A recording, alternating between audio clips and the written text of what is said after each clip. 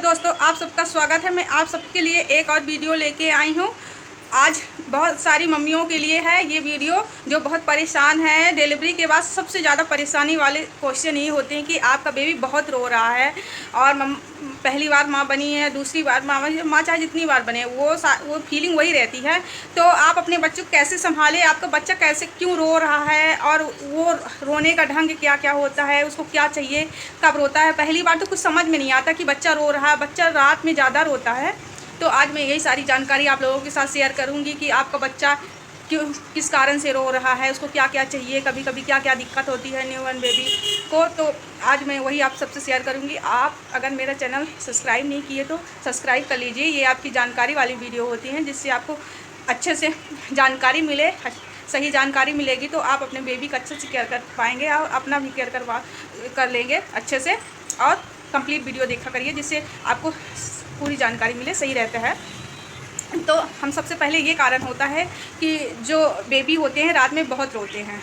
तो वो ये वाली चीज़ें तो मैं आपको बाद में बताऊंगी कि रात में क्यों बेबी रोते हैं। सबसे पहले बेबी को भूख लगती है जब, तो कभी कभी बेबी इधर उधर देखते हैं। अगर आप लेटा दिए इधर उधर देख रहे हैं तो आप ये मान लीजिए कि आपकी बेबी को भूख लगी है। तो माँ जो न्यूबॉर्न बेबी होते हैं उनको 2-3 घंटे में ज़रूर 2-2.5 घंटे में ज़रूर उनको फीड करवाना चाहिए, क्योंकि उनको जल्दी जल्दी भूख लगती है न्यूबॉर्न बेबी को। तो आप फीड बिल्कुल करवाइए जिससे उसका पेट अच्छे से बेबी भरा रहेगा तो रोएंगे नहीं।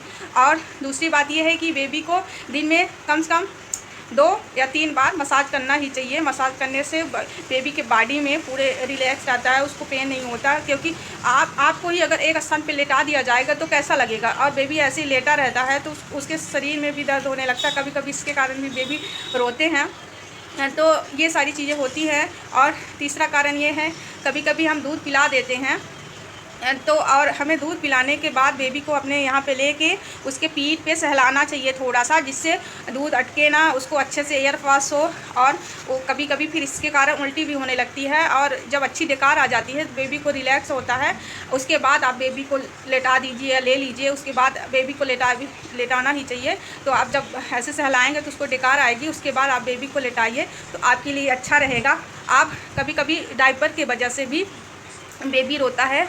अक्सर पहले जो होते थे तो पहले के वो डायपर नहीं पहनाते थे, लेकिन आजकल ज़रूर है डायपर पहना रहे हैं। तो डायपर की वजह से रेशेस हो जाते हैं बच्चों को। इसकी वजह से जो न्यूबॉर्न बेबी होते हैं बहुत रोते हैं। और कभी कभी डायपर गीला हो जाता है, उसकी वजह से भी रोते हैं। तो आप डायपर को ये नहीं कि एक बार पहना दिए और 7-8 घंटे हो गए, कम से कम 5-5 घंटे में 4-4 घंटे में डायपर चेंज कर देना चाहिए। और रात में पहनाएँ तो सुबह बिल्कुल उसको चेंज कर दीजिए।